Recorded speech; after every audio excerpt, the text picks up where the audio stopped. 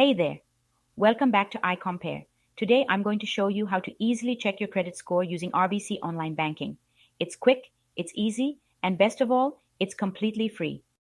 Before I begin, I want to give a big thanks to iCompare.ca for their financial resources.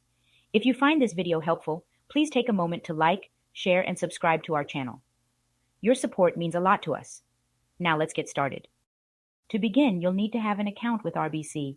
Sign into their online banking services. Once you're logged in to your RBC online banking account, navigate to the My Services section. Here, you'll find a tab for credit score. Click on it, and you'll be taken to a new page where you can view your credit score. RBC provides you with your credit score from TransUnion.